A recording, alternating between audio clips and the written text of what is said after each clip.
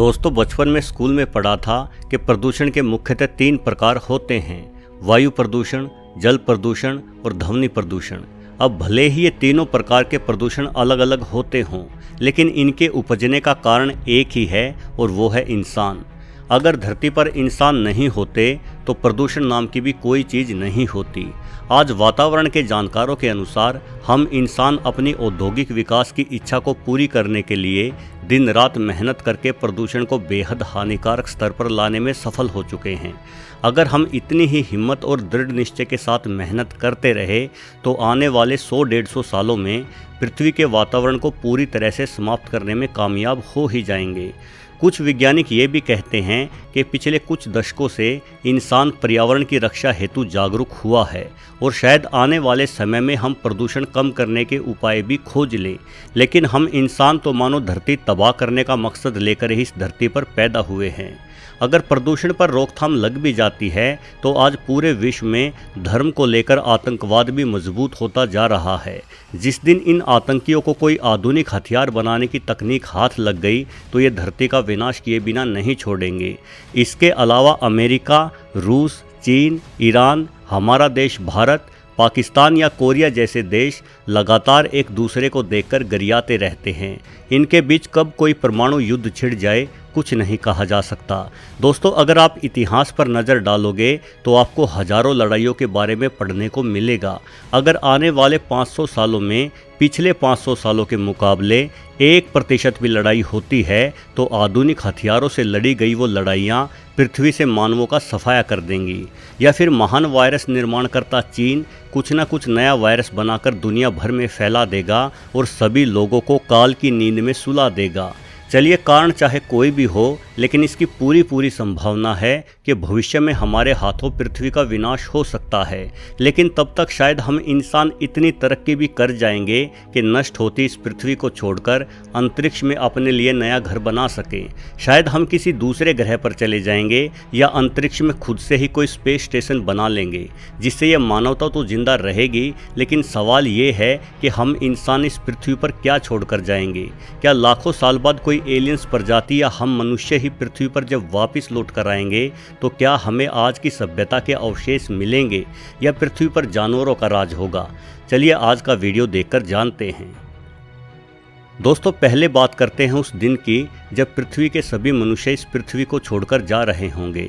आसमान में हमें ढेरों रॉकेट उड़ते नजर आएंगे जो किसी मदरशिप से जाकर जुड़ जाएंगे। फिर बेहद तेज़ी से हम यहाँ से दूर, बहुत दूर चले जाएंगे। अच्छा, ज़रा सोचकर बताइए कि मनुष्य के पृथ्वी से दफ़ा होते ही सबसे पहला परिवर्तन क्या होगा? ज़रा सोचिए। सबसे पहला परिवर्तन होगा कि पृथ्वी से तेज आवाज़ या शोर बिल्कुल ही समाप्त हो जाएगा। सभी मनुष्यों के पृथ्वी छोड़ने के बाद पृथ्वी पर बिल्कुल ही शांति पसर जाएगी, क्योंकि इस पृथ्वी पर आवाज़ के सबसे बड़े स्रोत हम यानी मनुष्य ही हैं। हमारे कारखाने, रात दिन चलते वाहन इंसान न होने की वजह से रुक जाएंगे और पृथ्वी पर शांति फैल जाएगी। यानी ध्वनि प्रदूषण का समाधान तो तुरंत ही हो जाएगा। दोस्तों, आप किसी ऐसी जगह पर जाओ जहां कोई ट्रैफिक ना हो, वहां खुद ब खुद आपके मुंह से निकलेगा कि वाह कितनी शांति है, मन करता है यहीं रह जाऊं। हालांकि जैसे ही हम धरती को छोड़ेंगे तो ट्रैफिक शोर तो तुरंत शांत हो जाएगा, लेकिन कई बड़े स्वचालित कारखाने और पावर प्लांट आदि शायद कुछ सप्ताह तक चलते रहें। अगर न्यूक्लियर रिएक्टर की बात करें तो उनमें फ्यूल हर 2 साल में एक बार भरा जाता है, परंतु कोई ऑपरेटर ना होने की वजह से उनके ऑटोमेटिक कंप्यूटर 1 से 2 सप्ताह में ही न्यूक्लियर रिएक्टर को बंद करने की प्रक्रिया शुरू कर देंगे।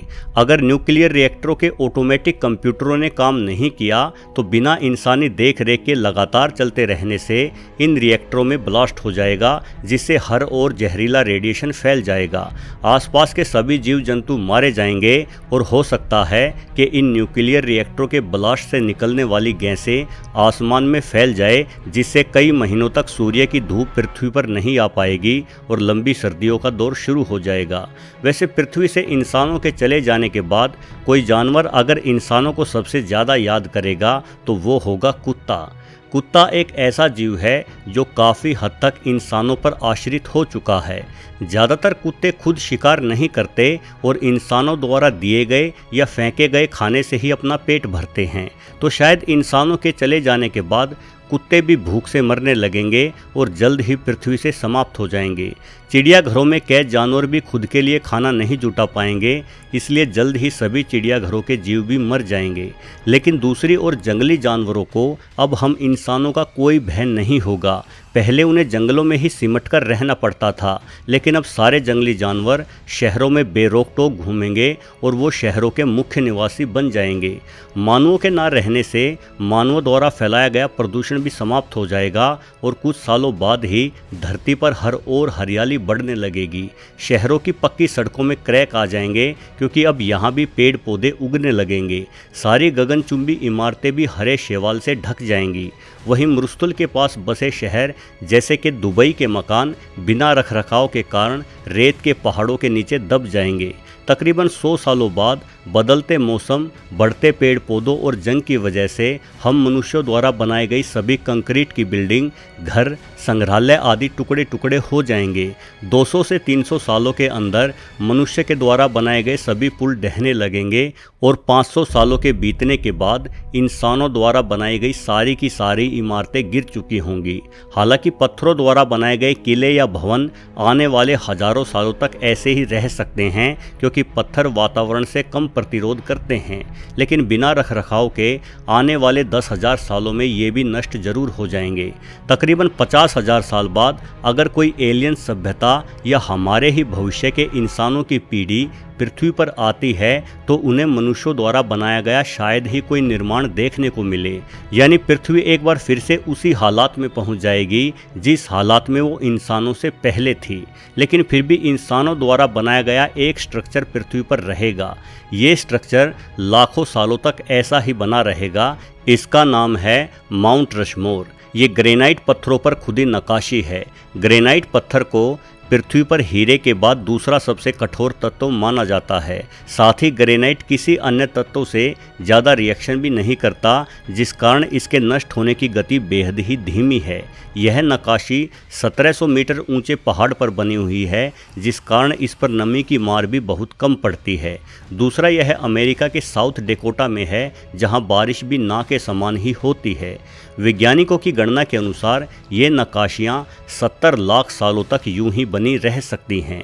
मनुष्य द्वारा बनाई गई एक और वस्तु ऐसी है जिसका प्रमाण धरती पर शायद करोड़ों लाखों सालों तक रहेगा, और वो वस्तु है प्लास्टिक।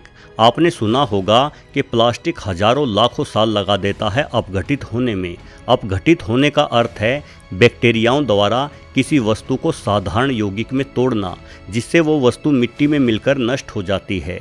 लेकिन प्लास्टिक कभी भी इस तरीके से अपघटित नहीं होता, क्योंकि बैक्टीरिया प्लास्टिक को नहीं खाते। प्लास्टिक बैक्टीरियाओं का खाना नहीं है। असल में प्लास्टिक पॉलीमर से बनता है, और पॉलीमर कृत्रिम रूप द्वारा तेल से ही बनाया जाता है। समय के साथ साथ ये तेल सूख जाता है तो प्लास्टिक छोटे छोटे टुकड़ों में टूटने लगता है। छोटे टुकड़ों में बिखरा यह प्लास्टिक हवा के साथ उड़ते हुए सैकड़ों किलोमीटर की दूरी तय कर लेता है। कुछ हिस्से समुद्र में मिल जाते हैं और कुछ हिस्से चट्टानों में फंस जाते हैं। यानी अगर लाखों करोड़ों साल बाद कोई समझदार प्रजाति वापस इस धरती पर आई तो उन्हें हमारी पृथ्वी पर मानवता के कोई सबूत नहीं मिलेंगे, परंतु जब वो जमीन में खुदाई करेंगे तो उन्हें प्लास्टिक के छोटे छोटे टुकड़े जरूर मिलेंगे। उन्हें ये टुकड़े पूरी धरती पर मिलेंगे, और यही इस बात का इकलौता सबूत रहेगा कि कभी कोई समझदार प्रजाति हमारी पृथ्वी पर रहा करती थी। यानी हम इंसान जब इस धरती से चले जाएंगे तो हम यहाँ एक वस्तु को छोड़कर जाएंगे, और वो है प्लास्टिक। वीडियो देखने के लिए आपका बहुत बहुत धन्यवाद।